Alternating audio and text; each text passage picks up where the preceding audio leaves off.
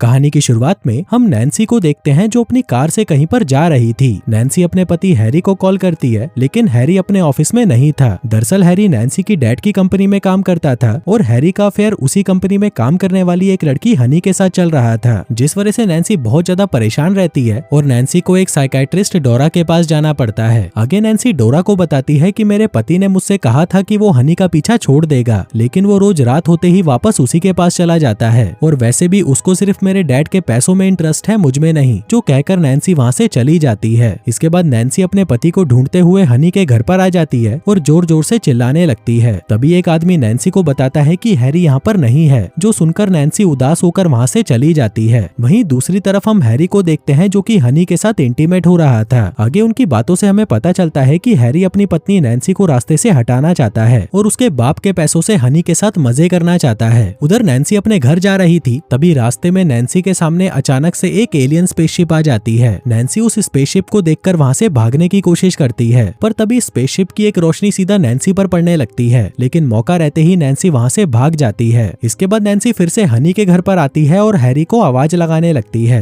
इसी दौरान वहाँ पर दो शेरिफ आ जाते हैं और तभी नैन्सी उनको बताती है कि मैंने हाईवे पर एक बहुत बड़ी एलियन स्पेसशिप देखी थी। यह सुनकर एक शेरिफ हैरी के पास आती है और उसे कहती है कि तुम्हारी पत्नी ने एक एलियन स्पेसशिप देखी है। इसके बाद शेरिफ नैन्सी को उस जगह पर लेकर जाता है जहाँ पर वो स्पेसशिप देखी गई थी, लेकिन वहाँ पहुँचने के बाद उन्हें कोई स्पेसशिप दिखाई नहीं देती। तभी वहाँ पर नैन्सी का फादर बॉब आ जाता है और नैन्सी को लेकर वहाँ से चला जाता है। रास्ते में वो नैन्सी से कहता है कि ऐसी फालतू बातें करके लोगों के सामने मेरी इज्जत खराब मत करो। इस पर नैन्सी कहती है लेकिन मैंने सच में स्पेसशिप देखी थी, पर बॉब उसकी कोई बात नहीं सुनता। फिर रात को नैन्सी हैरी से मिलती है और वो उसको भी एलियन स्पेसशिप की बात बताती है। वहीं हैरी भी नैन्सी की बातों पर भरोसा नहीं करता। तभी नैन्सी उसे कहती है कि तुम्हें तो वैसे भी मेरी कोई चिंता नहीं है, क्योंकि तुम्हें तो हनी के साथ सोना पसंद है। तभी हैरी कहता है कि आज के बाद मैं हनी से कभी नहीं मिलूंगा। फिर अगले दिन नैन्सी अपनी डॉक्टर डोरा से मिलती है और उसे बताती है कि मैंने हाईवे पर एक एलियन स्पेसशिप देखी थी, लेकिन कोई भी मेरी बात पर भरोसा नहीं कर रहा। इस पर डोरा कहती है कि मैं तुम पर भरोसा करती हूँ। इसके बाद जब नैन्सी स्विमिंग कर रही होती है, तभी नैन्सी के पास हैरी आता है। नैन्सी हैरी से कहती है कि मुझे कैसे भी करके सबूत इकट्ठा करने होंगे ताकि मैं लोगों को साबित कर सकूं कि मैंने सच में एलियन स्पेसशिप देखी थी। इसलिए हम दोनों उसी जगह पर चलते हैं जहाँ पर मैंने उस स्पेसशिप को देखा था। इसके बाद वो दोनों कार लेकर निकल जाते हैं और शाम तक उस जगह पर पहुंच जाते हैं जहाँ पर नैन्सी ने उस स्पेसशिप को देखा था।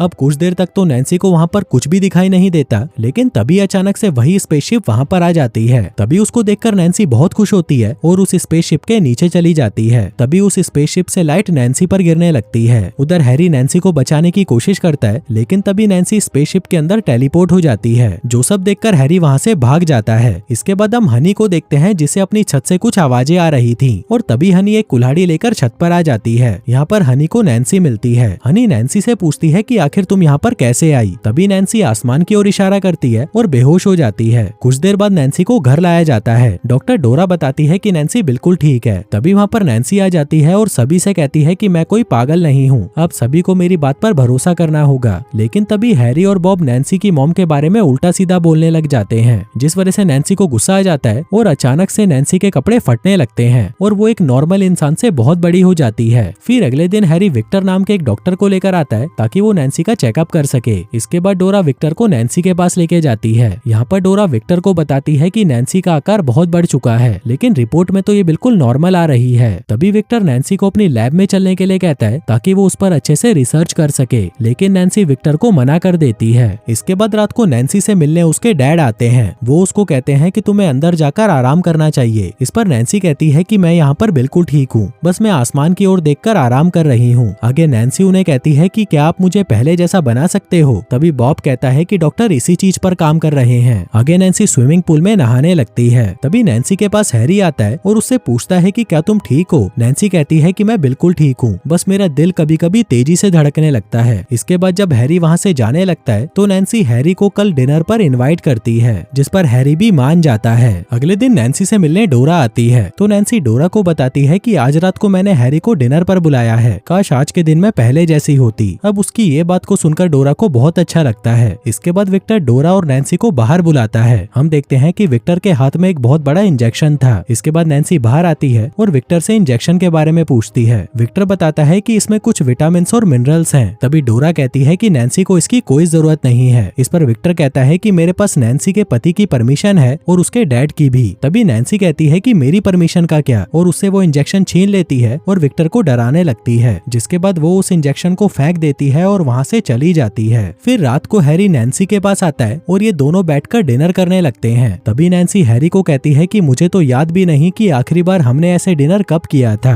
हैरी कहता है कि हमने तो कई बार ऐसे अकेले में डिनर किया है। आगे नैन्सी हैरी से पूछती है कि क्या तुमने गुलिवर की यात्रा के बारे में सुना है। इस पर हैरी कहता है कि मैंने इस पर एक बुक पढ़ी थी। नैन्सी कहती है कि अब तो मैंने भी अपने आप को गुलिवर की तरह समझना शुरू कर दिया है और अब सभी लोग मुझे छोटे छोटे खिलौने लगते हैं। तभी हैरी उसे कहता है कि तुम पागल हो चुकी हो और वैसे भी तुम अपने पापा की एक बहुत बड़ी गलती हो। अब ये बात सुनकर नैन्सी को गुस्सा आ जाता है और नैन्सी एक गाड़ी उठाकर फेंक देती है। तभी हैरी कहता है कि तुमसे बेहतर तो हनी है, दिखने में भी और बिस्तर में भी। जिसके बाद ये दोनों लड़ने लग जाते हैं, जिस वजह से नैन्सी को बहुत ज्यादा गुस्सा आ जाता है और तभी वो बेहोश होकर गिर जाती है। इसके बाद हम बॉब को देखते हैं जो अपने एक प्रोजेक्ट पर काम कर रहा था। हम देखते हैं कि उसको नैन्सी की कोई परवाह नहीं थी। वहीं दूसरी तरफ हैरी भी हनी के साथ मजे कर रहा था। थोड़ी देर बाद नैन्सी को होश आ जाता है और नैन्सी अपने पति हैरी को ढूंढते हुए शहर की तरफ आ जाती है। तभी रास्ते में नैन्सी को डोरा और शेरिफ मिलते हैं। नैन्सी उनसे हैरी का पता पूछती है तो डोरा उसे शहर की तरफ जाने से मना कर देती है, लेकिन नैन्सी उसकी एक नहीं सुनती और वो फिर भी वहाँ से शहर चली जाती है और सीधा हनी के घर पर आ जाती है। वहीं पर हनी एक गन उठा लेती है, लेकिन तभी नैन्सी छत तोड़कर हनी की गन को फेंक देती है। यह देखकर हैरी वहाँ से भागने लगता है, पर तभी नैन्सी उसकी कार उठाकर हैरी को बाहर निकालती है और हैरी को लेकर वहाँ से भागने लगती है। फिर कुछ दूर जाने के बाद नैन्सी के सामने इलेक्ट्रिक वायर आ जाते हैं, जिस वजह से नैन्सी को वहीं रुकना पड़ता है। इसी दौरान नैन्सी के पास शेरिफ और बॉब भी आ जाते हैं। तभी बॉब नैन्सी को कहता है कि अब ये सब बंद करो, क्योंकि वैसे भी तुम मेरी बहुत बदनामी कर चुकी हो।